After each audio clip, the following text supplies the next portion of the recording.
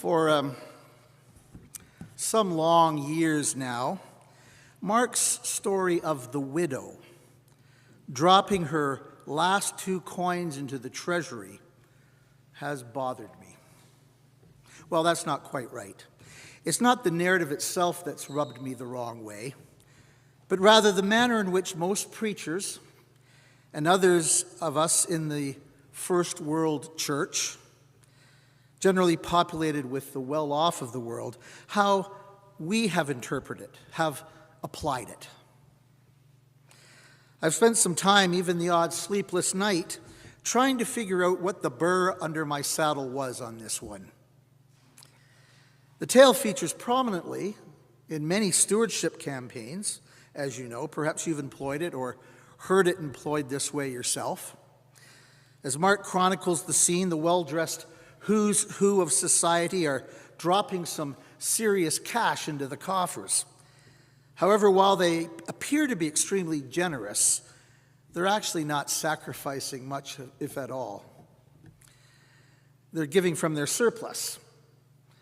They still take their 3 cruises a year, and they go out to their nice restaurants. They subscribe to the full package on cable TV as if it's necessary. After all, assure the advisors, we deserve such things.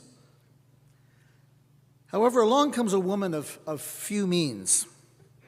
She lives in a low rental apartment, maybe, or maybe she has no reliable roof over her head. No pension. She shares the meager food she has with her cat. Yet here she is, pledging what's left in her change purse. So, tending to the story, the preacher says, look how devoted she is to giving to her church. So we should be generous in our giving too, just like the poor widow in the story. And those in the congregation, stirred by the preacher's words, nod their heads.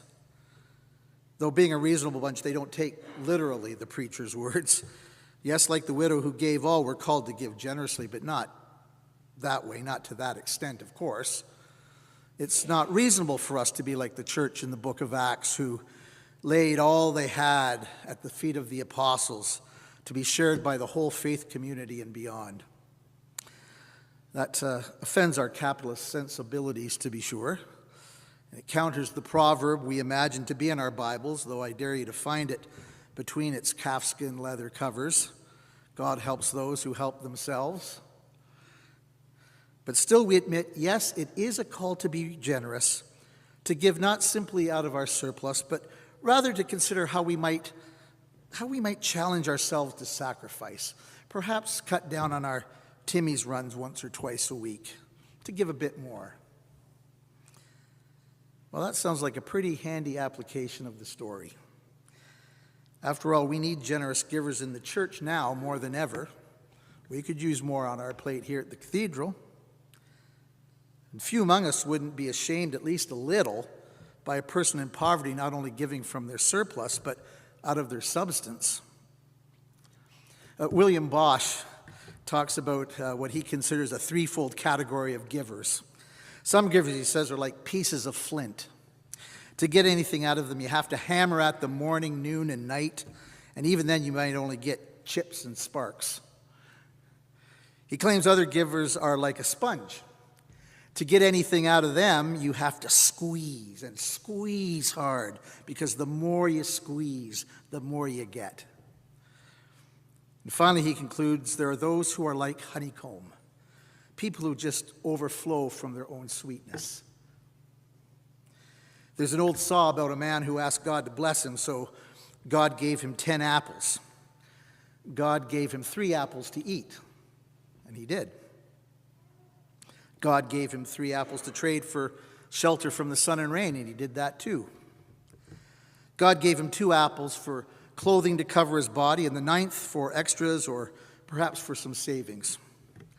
And finally, God gave him a 10th apple, so he would have something to give back to God in gratitude for the other 9. The man held up the 10th apple, and he noticed how it seemed to be larger and juicier than all the rest.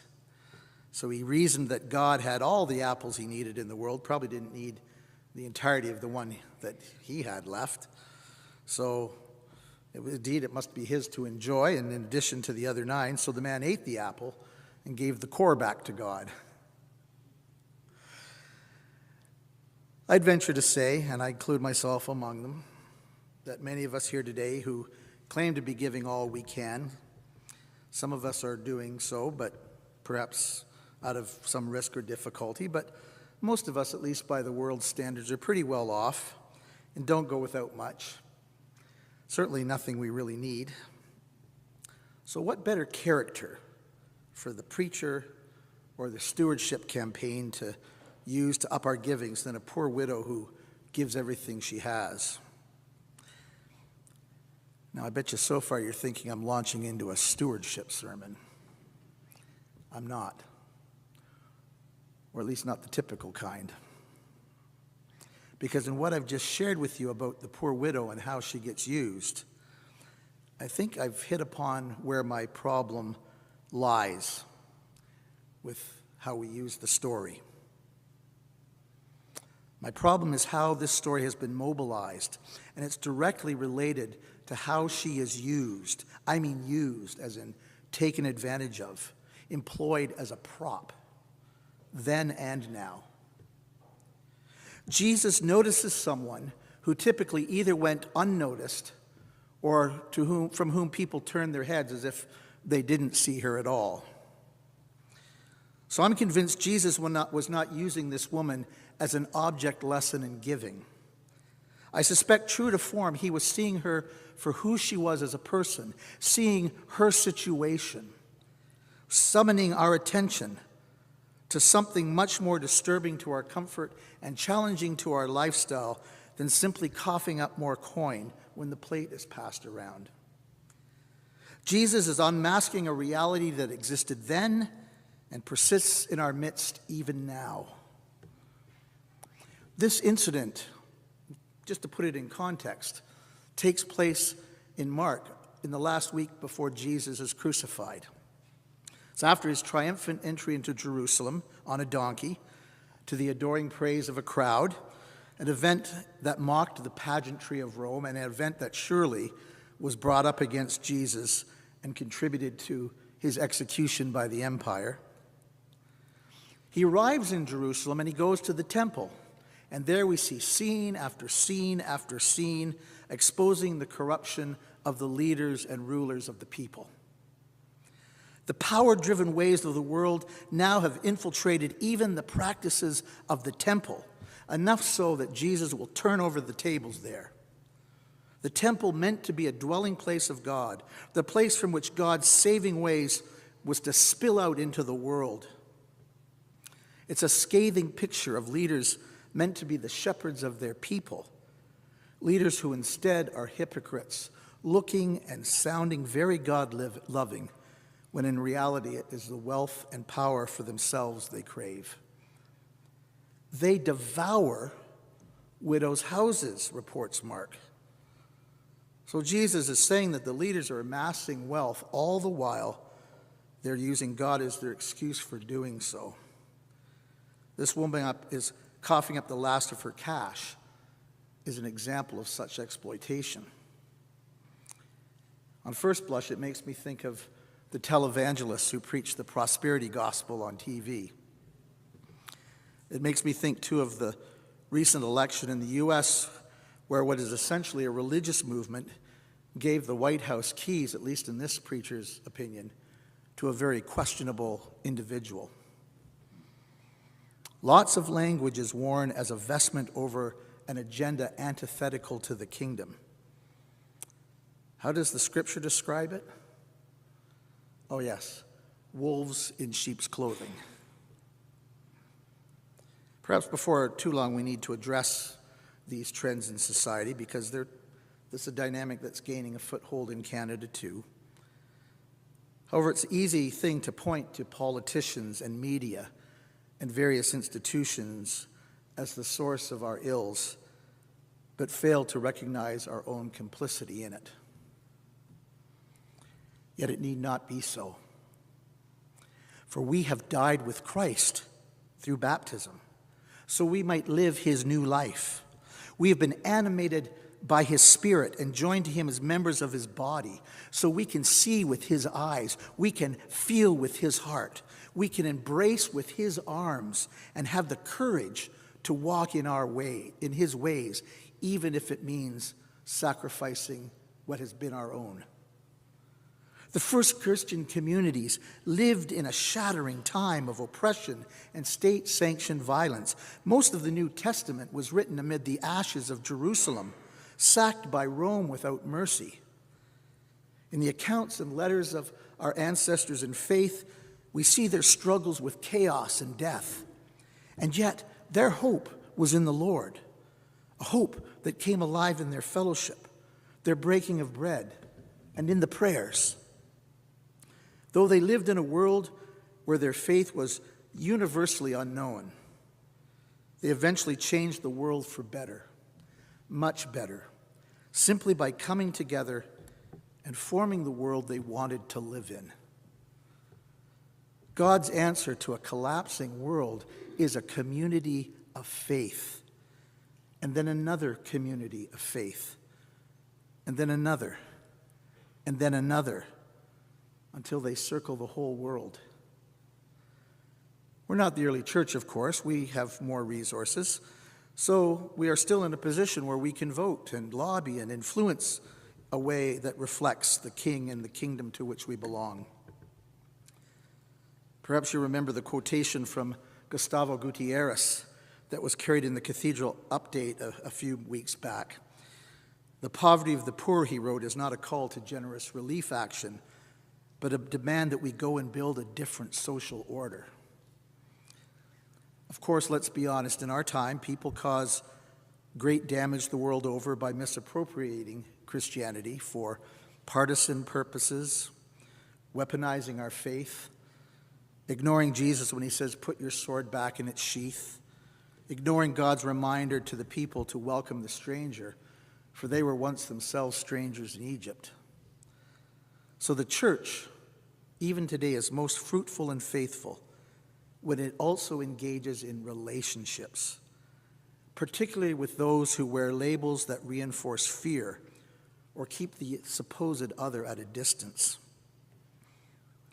As Rodney Stark reminds us in his book, The Rise of Christianity, the engine that drove the miraculous movement of church growth in the first 3 centuries was its risky service to others.